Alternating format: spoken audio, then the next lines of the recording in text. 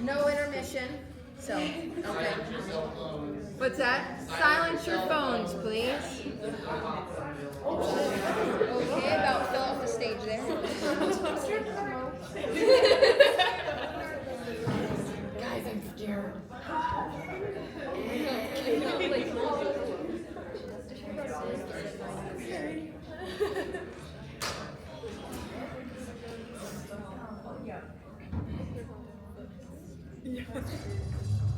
Oh my gosh, I'm so excited.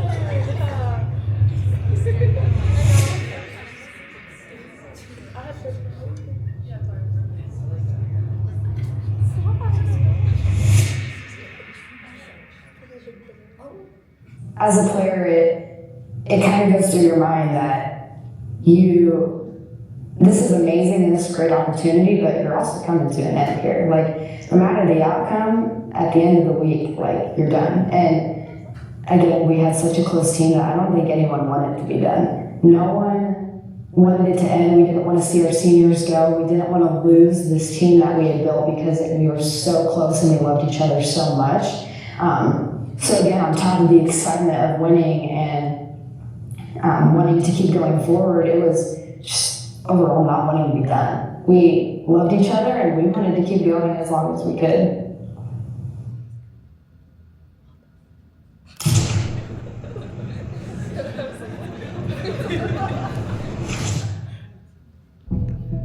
Located just a few minutes outside Omaha, in Nebraska's oldest city, sits a growing campus with an undeniable energy.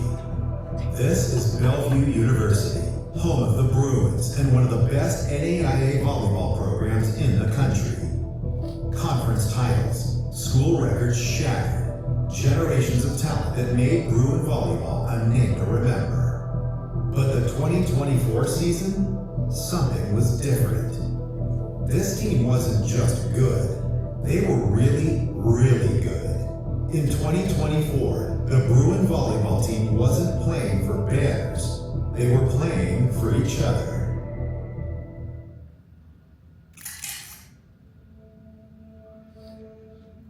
I kind of went into this season with expectations that were higher than most.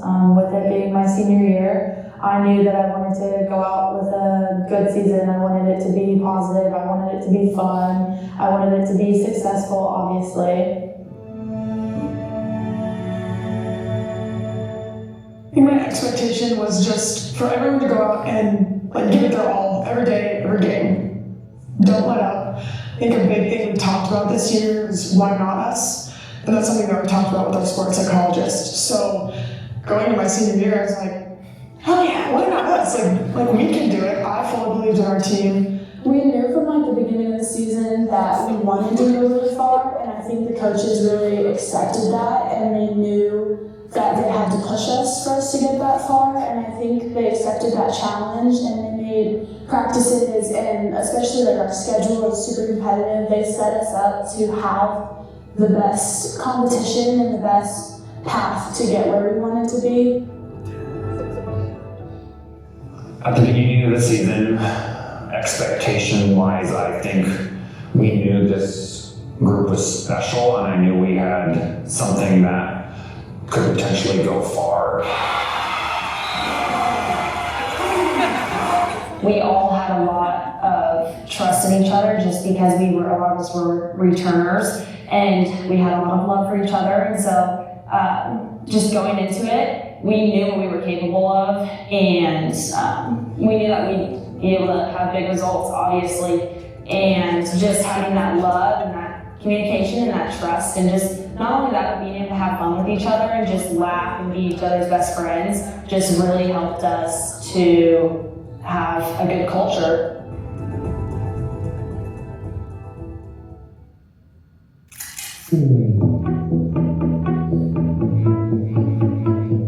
Performance on the court is often driven by what happens far beyond it. For the Bruins, it wasn't just reps and drills that shaped them. It was something deeper. It was a journey west, a team trip to the Oregon coast. Far from home, the ocean stretched before them, vast, unpredictable, powerful. kind of like the season ahead. In that moment, it wasn't about volleyball. It was about trust, vulnerability, connection, love, the kind of bond that is bigger than winning or losing. The trip was so much fun. My favorite part was from the ocean, which was really cool. And 3 of our teammates had never been to the ocean, so that was nice to experience that with them too. Oregon was super, super pretty. It was a long trip, so we all spent a lot of time with each other. A lot of it did happen to be in the vans, which I think helped like our friendship grow because we could do nothing but really talk in the vans with each other. It was great. It was a lot of volleyball, a lot of windy roads, but Trish always does such a good job at making sure these trips aren't just volleyball, but it's also bonding experiences and life experiences. We did so many other things. So there were 2 houses right next to each other on the beach. So that was a lot of fun, just going back and forth. We watched The Bachelor one night while there was a ton of girls in a big sectional. My family was able to come and watch us play for the first time, like in college, and I had family in Oregon too, so they were able to come. Oregon was fun.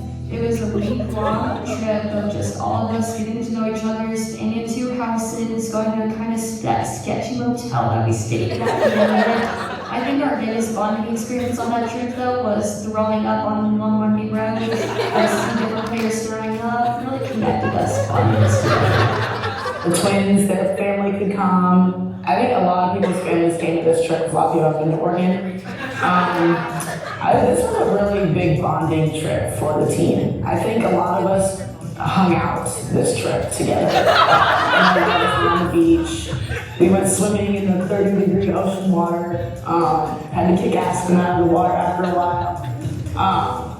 And then I think for Oregon, volleyball-wise, it really opened up the team to what we needed to work on.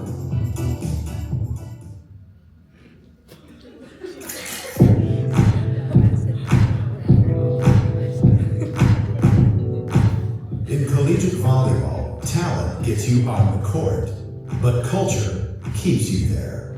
Culture is the heartbeat of a program. The why behind every dive, block, and swing. It's respect, it's trust, it's accountability, even when it's hard. Culture passes down like a jersey, worn by those who came before, carried forward by those who believe in something bigger than themselves. This is Bruin Volleyball. This is family. What do you dislike about Brian? That was a question. With Brian and Braden joining the staff last year, prior to this last season, it couldn't have come at a better moment. Their personalities complement each other. They complement mine. I know we all have our different personalities, but if your coaching staff can't have a good time and support each other, it's disastrous. There were things that I needed to change too. And if I decided that I wasn't, I don't think any of this were to happen. However, starting it with myself and then moving to the staff, working on that kind of a culture change and culture blocks of things that we can do to be better people. The team could also have had a choice, and they chose to do it. They chose to be on board. They chose to make sure that nothing was going to get in our way. We can do these things on the court, but we have to also take care of each other in a nice way, in a loving way. And I would say, because at the end of matches we complimented the non-starters, because the starters complimented the non-starters, because we pointed out the littlest of things, because we said we loved each other after every match, no matter what. Even if we lost, we said we're still going to love each other. I think that's what changed. They go to the middle to Berger, and Bellevue got it through the block, and Bellevue will go to the national semifinals for the first time in program history. A kill by Savannah Berger. And Bellevue advances to the semifinal, a thrilling win. Special moment there, just at the end of the match. Allie Butler being hugged by Kenzie Polk. Pretty powerful teammate connection to see that. Polk was subbed out, and Butler came in for it. Butler finished the match out, and just to see that teammate connection, that love and support for each other, finishing a great match, a well-fought match, pretty special. So that's a compliment to those two and how they approach this, but also to Coach Sedlick with the culture that she has for her team. There was a team dinner that took place. Tell me about this team dinner. Oh boy, yes, the team dinner at table 32. We all sat down, we all went around the room one by one, and we shared something that we were thankful for that season, whether it was something that had happened, someone that we were thankful for. I'm indebted to Trish for many things, but she truly she saved me from where I was in a very dark time in my life, and I owe her a lot. And it was at that moment I was able to kind of tell her that, and I've told her those things to and from, on and off, but that was just an opportunity for everybody to hear that I had also bought into the love and the support. And when it came to thanking Brian also, I know everybody kind of has their things, but Brian truly has been a great friend to me, and he's been a great supporter of me in this program and these girls, and we honestly couldn't have gone as far as we did without his attention to detail. And so that moment when I was able to kind of just share my gratitude and my thanks, it was very heartfelt. It was very emotional, and it was very much well needed. We have a very competitive team. We have lots of competitive girls. I think everyone is equally engaged. Like, even people who do not see the court as much we're just as supportive and involved as the players on the court. Like, we just have I think we have a very selfless team that we just want what's best for each other. It's not, like, we don't have a lot of selfish players. Everyone is just working together, and I really do think it just comes down to, like, how close we are as friends, even off the court, that we just all support each other so much that even when we play our biggest, like, toughest games, it was still a very, like, lighthearted feeling. Like, we'd have fun in the locker room for the game, like, we'd go out there just feeling very loose. Like, I think we all just had such a good relationship with each other that there weren't a lot of nerves in those big games. Coming from Hawaii, it's like I felt out of place, but they really made me feel welcomed, and they just made me love the sport of volleyball even more, and I'm just so grateful for them. Starting back with our culture classes, they had already established that they wanted our team to be close. They wanted our team to be comfortable with each other, because a good team, it's not just about the talent, it's about the teamwork, the relationships, the positivity, all that. So I think they set a good foundation with that as well, trying to really help us understand that it isn't always just about the play with our volleyball team. These girls are probably like my best friends, and I just remember all the good times and how much fun we had from Oregon to nationals, and it was just a really good season, and I'll never forget it.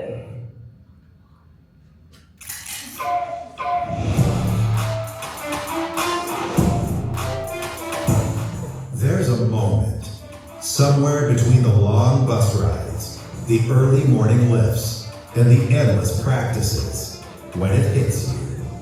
You're not just playing college volleyball, you're playing at the highest level, and you're one of the best. Every rep, every rally, it all meant something. Because now, you're ranked, you're respected, you earned your name on that list. You're not just chasing greatness anymore, you're living it. And as the lights shine a little brighter, you realize you didn't just build a team, you built a legacy. I think we were able to beat so many ranked opponents because the most impressive thing about this team is our ability to adapt. I come up with these game plans, we'll watch film, we'll shot chart, we'll track their tendencies, and you have to believe that what you're scouting is good enough. And then I need the team to believe that what I scouted is good enough. I need Trish to believe that what I think I saw is good enough. But I went out there and we presented it, we came up with a game plan. And very few teams would allow, I think, your team to shift their entire philosophy from game to game. Some games we're blocking like this, other games we will not block like that. this game set this person, this next game don't set this player nearly as much. And the fact that this team could adapt to that stuff allowed us to just do so many things, allowed us to adjust in game. We knew that Concordia was a tough team going into the CSM tournament. We knew that it was going to be a high competition. We knew it was going to be a battle from the start. We said in our beginning of the game huddle with just the players, like, don't let down, keep leaning on each other. Kind of just went through all of our normal pre-game type of talks, but this one was specifically like, this is going to be a battle. But it was just like, we know we're the better team. We know that we can come up on top, but we have to work together. We have to stick with each other. Yeah, that game was super fun because it almost felt like we couldn't do anything wrong. It just felt like everything was going right, and it was the first time that I think everything really clicked. Like, I know that was the first time I feel like I connected with all the hitters. Like, I feel like I connected with Eve really well. The middles, we kind of figured it out a little bit, and then our defense, especially in our service Eve, I feel like it was really, really good that game, and I feel like we kind of forget about that, but that was like, it was a lights out game for them too, and it was just all like the pieces of the puzzle kind of came together, and that was like the first time we realized that we could be super, super good and can beat these teams, and we were in the same like level as them, so. Senior night was just an out-of-body experience.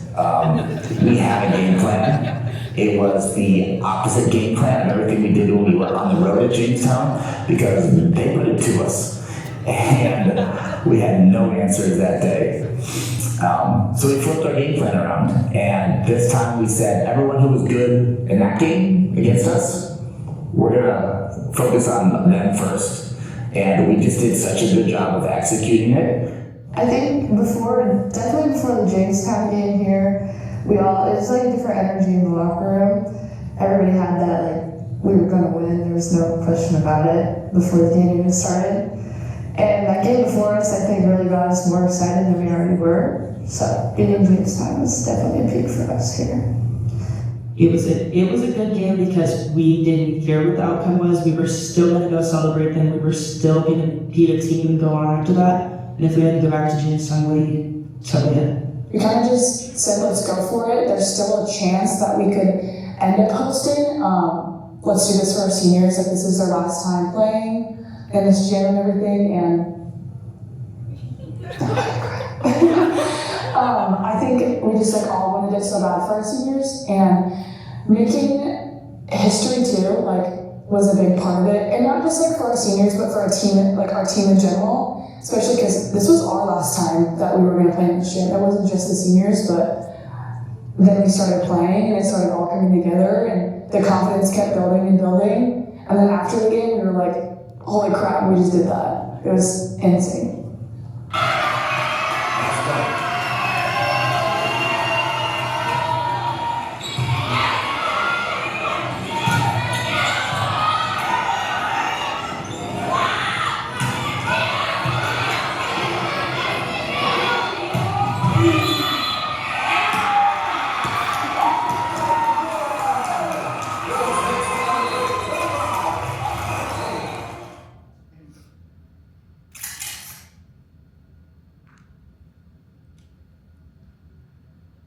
For the Bruins, the locker room wasn't just a place to change shoes.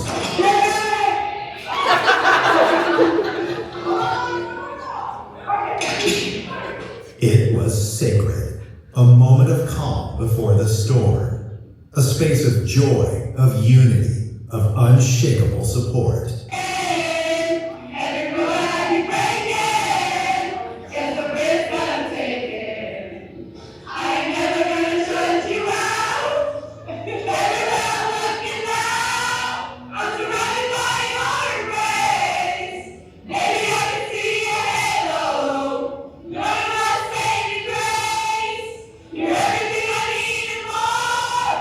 It's written all over your face. Baby, I can see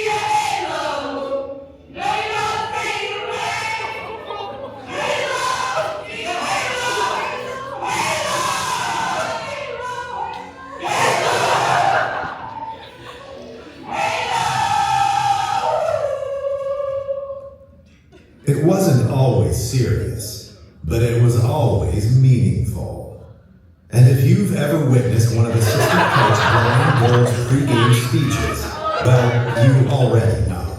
They weren't just pep talks, they were performances. I think they definitely worked.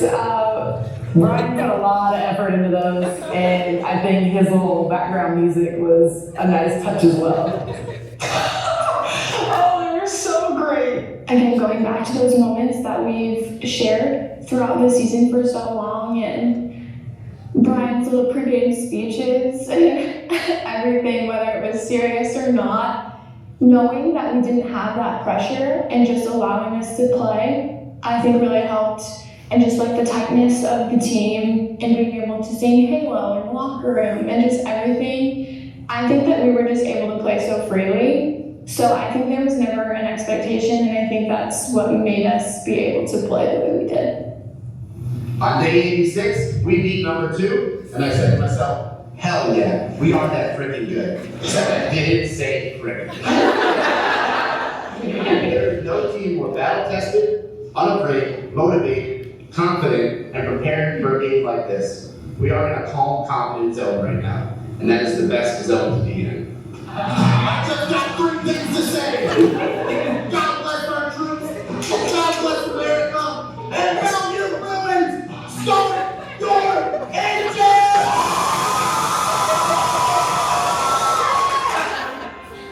You know your teammates, you know the mission. Win one set, and win the next one. And the next one after that. One match for confidence. No regrets. No do-overs. Most of us are going out there to a situation you may be familiar with, but that doesn't mean you should know what to expect. Be confident, look out for each other, and never doubt it. This is the fight of our lives, and we're gonna win, whatever it takes. Come on, Bruins, let's go kick some more jugs. Tonight, we hit with them. Tonight, we dig with them, and we shut them down because we can. Tonight, we are the best volleyball team in the NAIA. Tonight, for the first time in a national championship game, go out there and play volleyball with your best friends. That's all we have to do tonight. Let's do the damn thing!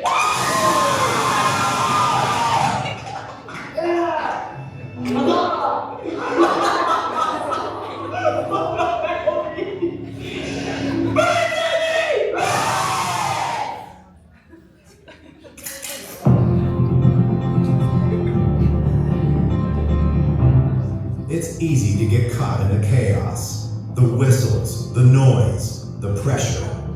But then you look up. There they are. The people who've been with you since day one. They saw the first serve, the first win, the first heartbreak, and they never stopped showing up. For college athletes, that glance into the crowd means everything. Because this game, this moment, isn't just for you. It's for the people who believed when no one else did, who never missed a game, even from miles away, who remind you why you play. In the biggest moments, when the lights are bright and the pressure is heavy, all it takes is one look up to remember you're never alone.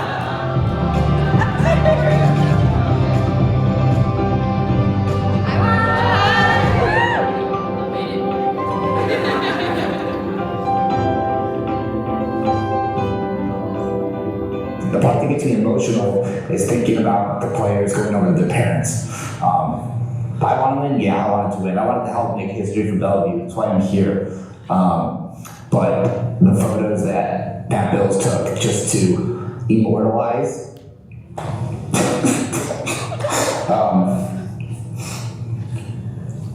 just shows how special the relationships between the parents and the players was. The dads were so happy, crying with their daughters, and that was just super, super cool to see. Don't suck. It was my mom, my dad, my 2 brothers, my grandma, my aunt, my uncles on both sides, my grandma, my grandpa from the other side, my uncle from the other side. A lot of people. My parents were there, my siblings were there. A lot of my aunts and uncles came, like my extended family, my grandpa, my mom's friends. If I'm being honest, I didn't expect DJs to watch our game, or Cornhusker Nutrition, the owners. They came to Sioux City to watch our games, which, that is so amazing. I love that. And then at home, my best friend's family, and then her sister and her sister's husband, and everyone from my club team, they all watched it. My friends who play college, they all watched it. So I think learning about the support, and especially the community support we have here, it was heartwarming and made us even more motivated. I think we all love it. So it was a lot of fun. Watching all of us girls after the final point ends on the pool play games, on the Elite Eight game, on the Final Four game, you can't turn all of us running up to each other and running up to our parents into a negative. There's no way to look at that in a bad light. It shows the love that we have for each other. It shows the love that we have for our parents and our support behind us. And that's definitely going to be something that I think of when I am having a bad day, thinking I have a village behind me. Oh my gosh, it was just, like a moment I'll never forget, just to be a part of like a crowd. And it's funny, like I'm not a student, but I felt a part of like a student section. Just hearing everyone cheer and be so supportive for the team was just so like exhilarating and just awesome. So cool. I don't think I could handle being famous, because after a match, when we got back from a match, I had 400 texts after one game, and then me wanting to always respond to everyone. That was exhausting. But so cool. It was such a cool feeling to have that 15 minutes of fame that lasted probably a couple weeks, if not more.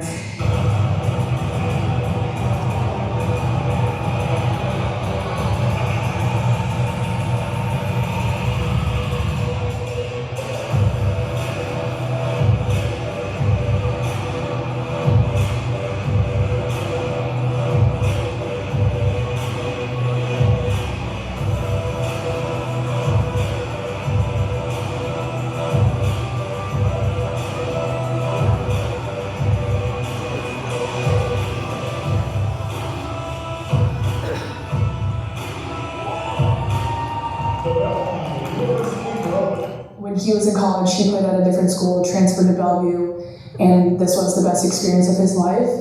And then I left my first school, came to Bellevue, and this has been the best experience of my life. And it was his junior year when he won the national championship, and it was my junior year when we were in the national championship. So I think sharing that moment with him would have been so cool, and something I thought a lot about, especially during nationals. I talked to him a lot about it, and just kind of like the what if. And then he just kind of like instilled a lot of confidence in me. And sent me a lot of texts like, if this doesn't happen, if this doesn't go your way, I'm still so proud of you. Like, oh gosh. We can still share this moment. Like, it's a big accomplishment you made in your junior year. It was a big accomplishment I made in my junior year. Just because it's not the same title doesn't mean it's not as special. So.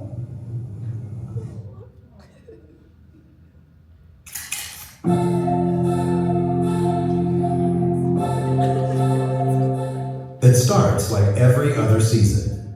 The echo of sneakers on hardwood, the sting of the first dig, the weight of a ball in your hands.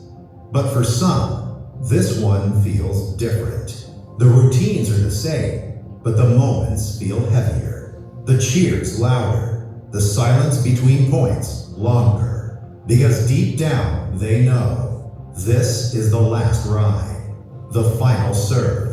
The closing chapter of a game that shaped their lives. They came in as wide-eyed kids, learning to fight, to fly, to rise. Now they stand as leaders, battle-tested, bonded, and brave. What happened in the locker room of the seniors and their friendship? Well, it all started off with, that was my last game. That was the last time my mom was probably ever gonna watch me. That was the first part of it. And then, oh my gosh, I should not be crying right now.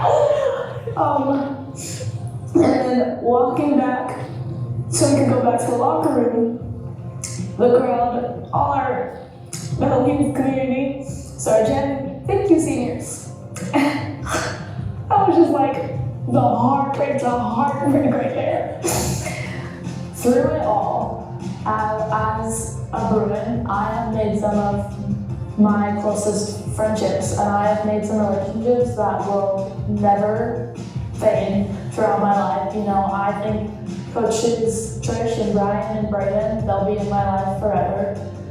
Some of these girls have made their way into my wedding party whenever that may be, and everybody else has made their way into invitations, and the relationships I think are the most special thing that anyone's gonna get out of a college athletic experience. You can make it to the national championship and you can win. And if you don't have those teammates to help you get there, if you don't have those relationships, it takes one person on the team to not get along and it could ruin your season. And that's not the case with this team. It's far from it. All of us got along, all of us were close together, and my 4 years as a Bruin, my senior year was definitely the closest that the team has been, and it shows. To love and embrace every moment. It goes faster than you think, sometimes not fast enough, but it does go a lot faster than you're expecting it to be, and just keep living it. This is the best moments of your life. Embrace it all. I love you guys all so much, and I'm so thankful you made my senior year so special. From the locker room, they had decorated our lockers, and then we got to decorate the whole locker room because it's our last year here. So I think they really made it fun for us, and we didn't want to leave. And also just being there while I was going through personal stuff, and that really helped me more than they will ever know, more than you will ever know. The message I would say to all of them is, even though you're done playing, and even though that uniform gets to be returned, we will always miss those times with you. But I know the memories are going to be forever. They really are. And you're always welcome here with Bellevue University Volleyball.